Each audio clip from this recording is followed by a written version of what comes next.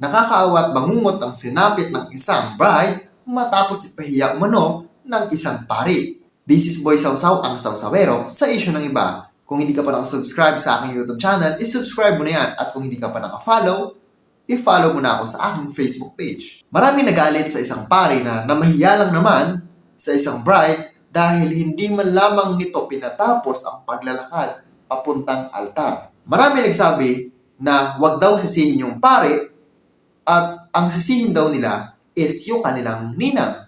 Ito yung part 2 na gagawin kong reaction video patungkol dito sa isang napahiya at binastos ng pare kung saan nag-viral lang naman ito sa social media. So bago natin talakayin kung sino talaga ang may mali, isa-isahin natin yan. Panoorin muna natin ang buong video na in-upload mismo ng bride. Let's go! So ito na po yung video. Okay pa to eh. Masaya pa sila. Nauna pa yung husband niya. Nauna pa yung groom. Okay pa, masaya pa sila. Okay? Ayan, masaya pa. Panoorin natin yung buong video. Yan, ito yung mga ninang at ninong. Diba? Okay pa yung lakad nila, oh. Diba? Dapat dito pa lang kinumpronta na nung father na bilisan nyo. Oh, dito wala eh. Parang may balak siya, may pahiya talaga yung bride.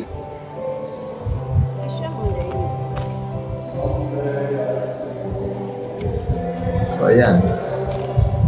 Ito na. Tingnan nyo, dahil sobrang rush. Ang bibilis na ng lakad nila. Tapos itong mga abay, ito, parang nahalata ko na dito na binilisan na mismo. Pinabilis na kasi, tingnan nyo, sabay-sabay na sila. Na dapat itong mga to is partner by partner. Diba?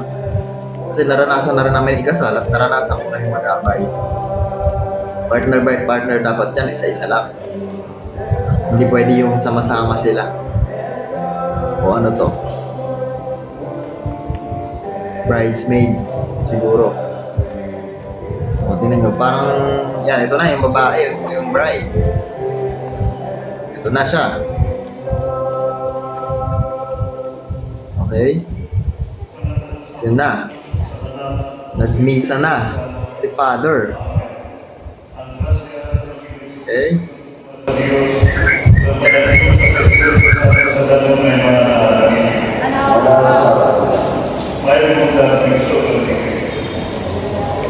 Dia kita berada sa altar sa Diyos. Narapuso ang si Diyos. So yun, kitang-kita naman natin sa video na nagalit talaga yung pari doon sa bride. And dahil hindi pa natapos yung paglalakad ng bride, is nag-umpisa na agad yung sermon na hindi pa nakakarating sa altar yung bride. Napahiya na nga itong bride dahil nga sa ginawa ng pare. So after nga po mag-viral ng video na ipinost ng bride, is nag-post naman siya. So medyo mahaba po ang post nito at ating pong basahin. Ang ginawa ko na lamang po is na-translate ko po ito sa English para pare-pareho po natin itong maintindihan.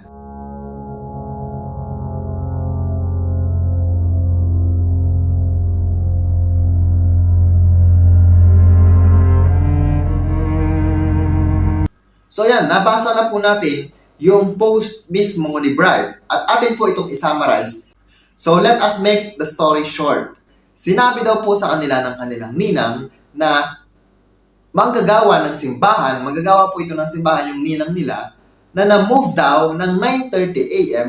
from 8 o'clock a.m. So yung bride at saka yung groom is okay sa kanila kasi nga nagtiwala sila doon sa kanilang ninang kasi nga doon taong simbahan po ito. So ayun, na-move daw, and then, kaya pumunta ng 9 o'clock a.m. So dapat ay 8 o'clock a.m. yung kasal, akala nila is 9:30 a.m. 9 o'clock na sila dumating, kaya nagalit ang pare. And then, kaya daw po nila na-i-post yung video na yun at nag-viral is para daw hindi siraan yung pare, kundi para mailabas yung sama ng loob nila, yung sakit na naramdaman nila. After nga pong mag-viral ng video na inilabas ng bride, is nagpahayag din po ang simbahan at nagbigay din po ng mahabang mensahe sa publiko. So atin po itong basahin.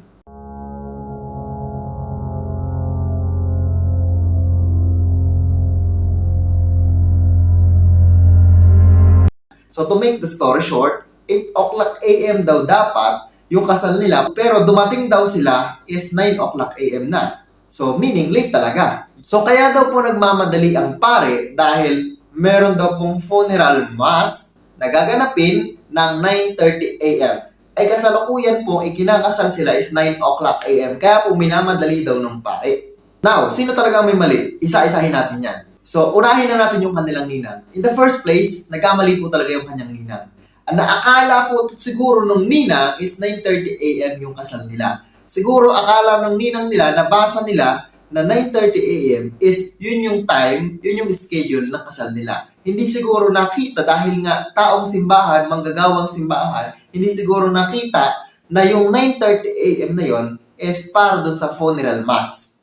Yun po yung pagkakaintindi ko Naakala nung ninang nila is yun yung time ng kasal nila. Ang problema lang nito, yung ninang nila hindi siguro nagtanong sa pinakang head ng nag-organize ng mga schedule sa simbahan. Yun po yung mali. Pangalawa is yung ikakasal ba? Mali ba yung ikakasal? No, wala pong pagkakamali yung ikakasal. Kung sa akin lang naman dahil nga sinabihan na ako ng manggagawa doon sa simbahan na ating ninang, tiwala na ako. Manggagawa yung ninang namin, magtitiwala na ako, alam niya lahat ang mga schedule doon sa simbahan. So, pangatlo, yung pari ba, may kasalanan sa nag-viral na video? Ako po, sasagot po, yes. Meron pong kasalanan. Alam niyo kung ano? Yun po yung time na namahiya ang pare habang naglalakad itong si bride. So kung gusto niyo pong mapanood yung ating part 1, ilalagay ko na lamang po yung link sa aking description. So sinabi ko po ito sa part 1 na bastos yung pare. Yes, bastos talaga, walang respeto. Bakit ka mo?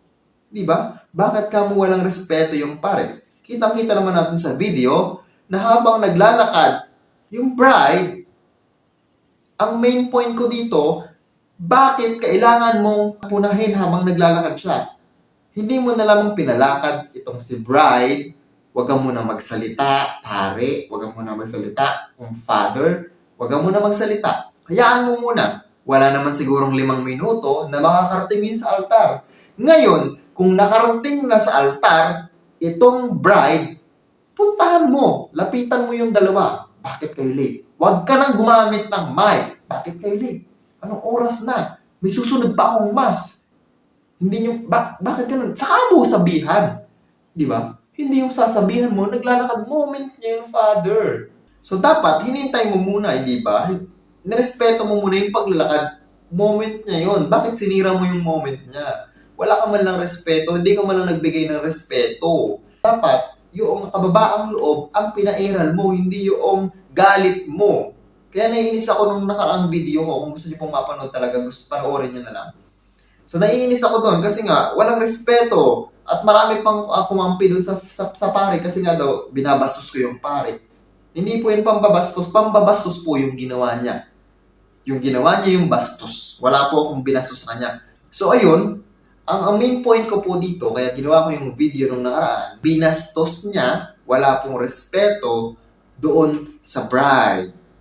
Yung patay, makakapaghintay naman yan. 9:30 AM. Pahintayin mo na lang, patay na yan Pero yung buhay pa, yun yung dapat mahalaga sa'yo, special sa'yo. Palakarin mo na lang ng maayos, father. Diba?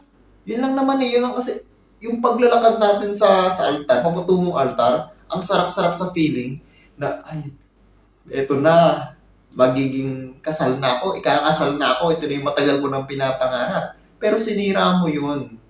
Diba? Sinira mo yung moment na yun. Nakakahiya. Napahiya yung pamilya niya, napahiya yung bride, napahiya yung ikakasal. Ang daming napahiya dito. So, ayun lang. Comment po kayo kung sino talaga ang nagkasala. Kaya kasi, ako sinabi ko na kung ano yung mga kung sino po yung may mali. Una yung ninang, nagkamali siya. At pangalawa, yung pare. So, i-comment nyo na po yun sa comment section kung sino talaga ang may mali sa viral issue na ito. So, yun lang for today's video. This is Boy Sausaw, ang Sausawero, sa issue ng iba. Thank you for watching.